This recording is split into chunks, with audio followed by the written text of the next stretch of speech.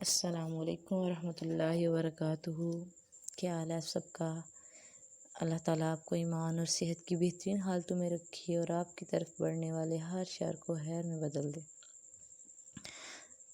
جی، تو آج ہم بات کریں گے قرآن مجید کہ مسلمانوں پر کیا حقوق ہے، مسلمان پر یہ قرآن نازل ہونے کا کیا مقصد ہے۔ تو اس کے بارے میں ہم پڑھتے ہیں۔ چلیں گے۔ اعوذ باللہ من الشیطان الرجیم، بسم اللہ الرحمن الرحیم۔ رب اشرح لی صدری ویسر لی امری واحلل عقدۃ من لسانی یفقہوا قولی رب زدنی علما اللہم فقہنا فی الدین آمین۔ یہ جو دنیا ہے یہ کس کی بنائی ہوئی ہے؟ یہ اللہ سبحانہ تعالیٰ کی بنائی ہوئی دنیا ہے۔ تو ظاہر ہے جب اللہ کی بنائی ہوئی دنیا تو اس پر ہم نے کیسے زندگی بسر کرنی ہے؟ اللہ سبحانہ تعالیٰ کے بتائے ہوئے طریقے کے مطابق۔ دیکھیں، جب ہم بازار جاتے ہیں تو بازار میں ہم لوگ جب جاتے ہیں تو وہاں سے ہم کوئی بھی الیکٹرانکس کی چیز لے کے آتے ہیں، کوئی موبائل لے کے آتے ہیں، لیپ ٹاپ لے کے آتے ہیں، فریج لے کے آتے ہیں، تو اس میں ساتھ ایک کی بک ہوتی ہے جس پہ ساری انٹروڈکشن لکھا ہوتا ہے اور اس کے بارے میں مختلف طرح کے طریقے لکھے ہوتے ہیں، اس کی احتیاط لکھی ہوتی ہے اور اس کے علاوہ جس طرح سے ہم اس چیز کو ڈیوائس کو یوز کرنا ہے اس کے بارے میں لکھا ہوتا ہے۔ تو اگر ہم اس طریقے سے یوز کرتے ہیں تو ہمارا کام ٹھیک ہوتا ہے۔ اگر ہم اس کے علاوہ کسی اور طریقے سے یوز کرتے ہیں تو ہم لوگ صحیح طرح سے اس کو یوز نہیں کر سکتے، اس سے فائدہ نہیں اٹھا سکتے۔ اسی طرح یہ زندگی جو ہے اللہ سبحانہ تعالیٰ کی نعمت ہے ہمارے پاس، اگر ہم کو اس کو اللہ تعالیٰ کے بتائے ہوئے طریقے کے مطابق گزاریں گے تو ہم لوگ کامیاب ہو جائیں گے، لیکن اگر ہم اس زندگی کو اللہ تعالیٰ کے بتائے ہوئے طریقے کے علاوہ گزاریں گے تو ہم ناکام ہو جائیں گے۔ جیسا کہ پچھلی ویڈیو میں ہم نے بات کی تھی اور اس میں نے آپ کو بیان میں کہا تھا کہ کیا ہے کہ قرآن ایک کی بک ہے، جس کے مطابق ہم عمل کریں گے تو ہم لوگ کامیاب ہو جائیں گے۔ اگر ہم اس کے علاوہ اس کی بک کے مطابق عمل نہیں کریں گے تو ہم ناکام ہو جائیں گے۔ تو قرآن اس کائنات میں انسانوں پر اللہ تعالیٰ کا سب سے بڑا انعام ہے۔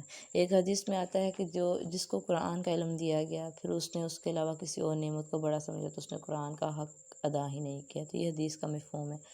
تو اس دنیا میں جو سب سے بڑا انعام ہے انسان پر، ہم کس چیز کو انعام سمجھتے ہیں؟ ہم دنیا کی کامیابی کو انعام سمجھتے ہیں، ہم لوگ اس طرح کی چیزوں کو انعام سمجھتے ہیں، لیکن اللہ تعالیٰ کا سب سے بڑا انعام کیا ہے؟ قرآن۔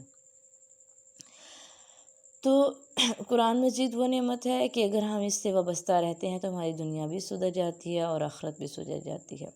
اب ہم مسلمانوں کی بدقسمتی دیکھیے کہ ہمارے پاس وہ نسخہ ہدایت موجود ہے جو دنیا اور آخرت کی کامیابی کی ضمانت ہے، لیکن ہم اس کی عظمت سے ناواقف ہیں۔ ہمارا اصل کام یہ ہے کہ پوری دیانتداری کے ساتھ پہلے یہ سمجھے کہ قرآن کے ہم پر کیا حقوق عائد ہے، پھر اس کی بہترین طریقے سے ادائیگی کی بلا تاخیر فکر کریں۔ صرف یہ نہیں کہ سمجھ لیں علم کے لیے، تو ہمیں صرف سمجھنا ہی نہیں بلکہ اس پہ عمل بھی کرنا ہے اور پھر اس کو اپنی زندگی میں لے کے آنا ہے، اس لیے کہ ان کو براہ راست تعلق ہماری نجات سے ہے۔ ہم نے قرآن کو کیوں سیکھنا ہے؟ کہ ہماری آخرت میں نجات کب ہوگی؟ جب ہم لوگ کے پاس قرآن کا علم ہوگا، ہم نے قرآن کے مطابق زندگی گزاری ہوگی۔ ہم پر قرآن مجید کے 5 حقوق عائد ہوتے ہیں۔ سب سے پہلا حق کیا ہے؟ قرآن مجید پر ایمان لانا، یعنی ہمارا پکا یقین ہونا چاہیے کہ یہ سچی کتاب ہے۔ جس طرح سے اللہ تعالیٰ قرآن میں کیا فرماتے ہیں؟ شروع میں سورۃ البقرہ کے آغاز میں کیا کہا جاتا ہے؟ الف لام میم ذالک الکتاب لا ریب فیہ۔ الف لام میم یہ وہ کتاب ہے جس میں کچھ بھی شک نہیں۔ ہمیں بلا کسی شک و شبہ کے اس قرآن پر ایمان لانا ہے۔ اور اس کے بعد دوسرا کیا ہے؟ اس کی تلاوت کرنا، یعنی ہمیں بلا ناغہ روزانہ قرآن کی تلاوت کرنی چاہیے، قرآن کا کچھ حصہ ریوائز کرنا چاہیے۔ اس کے بعد اس کو سمجھے اور اس پر غور و فکر کرنا، یعنی قرآن پر غور و فکر کرنا۔ اللہ تعالیٰ کتنی آیات میں فرماتے ہیں افلا یتدبرون القرآن افلا یتذکرون فہل من مدکر، کیا کوئی ہے نصیحت حاصل کرنے والا؟ کیا کوئی ہے غور و فکر کرنے والا؟ یا اولو الالباب، اے عقل والو۔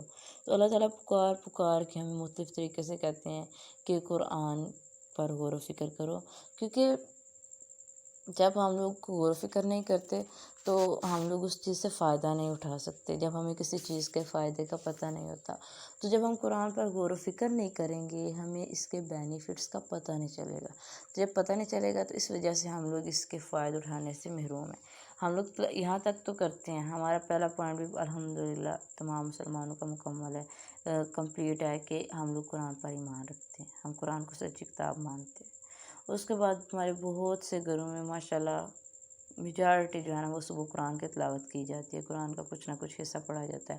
ہم 2 حقوق تو پورے کرتے ہیں، لیکن تیسرے حقوق کا ہم پورا ہی نہیں کرتے. کیوں نہیں پورا کرتے؟ کیونکہ ہم نے ترجمہ ہی نہیں پڑھا، ہم نے اس کو سمجھنے کی کوشش ہی نہیں کی، ہم نے تفاسیر ہی نہیں پڑھی، ہم نے دین کو پڑھا ہی نہیں.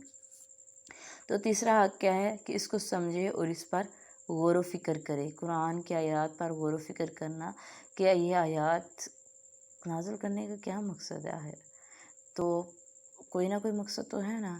تو ان ساری چیزوں پہ غور و فکر کرنا، اور پھر اس کے بعد چوتھا پوائنٹ ہے کہ اس پر عمل کیا جائے.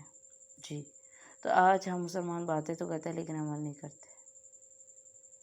اب ہر بندہ کہتا ہے ہاں مجھے پتہ ہے نماز پڑھنی چاہیے، لیکن ہم نماز نہیں پڑھتے. بچوں کو جھوٹ بول کے ہم کہتے ہیں کہ بیٹا جھوٹ نہیں بولنا، ہم گالی دے کے کہتے ہیں کہ گالی نہیں دینی.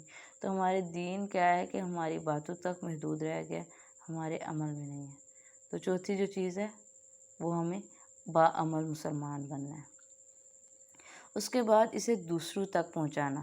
اللہ تعالیٰ قرآن پاک میں فرماتے ہیں پارہ 4 میں، کنتم خیر امۃ اخرجت للناس، تم بہترین امت ہو جو لوگوں کے لیے نکالی گئی ہو. تو یاد رکھے کہ ہم لوگ جو مسلمان ہیں ہم لوگ صرف اپنی حد تک عمل کرنے پر قادر نہیں ہیں. ہم لوگ یہ طعنہ دے دیتے ہیں کہ تم خود عمل کرتی ہو نا تو اپنے عمل کو سنبھال کے رکھو، ہمیں بتانے کی کوئی ضرورت نہیں. لیکن تو اس طرح سے ہمارا حق پورا نہیں ہوتا. ہم پہ لازم ہے کہ پہلے ہم خود عمل کریں پھر دوسرے کو پہنچائیں. تو یاد رکھیں کہ جب تک آپ کا اپنا عمل نہیں صحیح ہوگا، آپ خود عمل نہیں کریں گے تو آپ کی بات میں جان بھی نہیں ہوگی، آپ دوسرے کو پہنچا بھی نہیں سکتے. تو اس کے لیے جس چیز کو آپ کانفیڈنٹلی آپ خود عمل کرتے ہیں نا اس کو کانفیڈنٹلی آپ دوسرے تک بھی پہنچا سکتے ہیں. لیکن جس پر ہم خود عمل نہیں کرتے اس کو ہم دوسرے تک پہنچا نہیں سکتے. تو کیا کرنا ہے ہمیں کہ قرآن کے ان حقوق کو سمجھنا ہے. دیکھیں ہم نے مر جانا ہے اور اس دنیا سے چلے جانا ہے، اور ہماری اصل آرام کا کیا ہے؟ قبر ہے. اصل زندگی ہماری قبر کی زندگی ہے. اس لیے ہمیں قرآن کے ان 5 حقوق کو سمجھنا ہے، ان پر غور و فکر کرنا ہے، اور پھر اس کے مطابق زندگی گزارنے کی کوشش کرنی ہے. وما علینا الا البلاغ المبین. سبحان ربک رب العزة عما یصفون والسلام علی المرسلین والحمد للہ رب العالمین.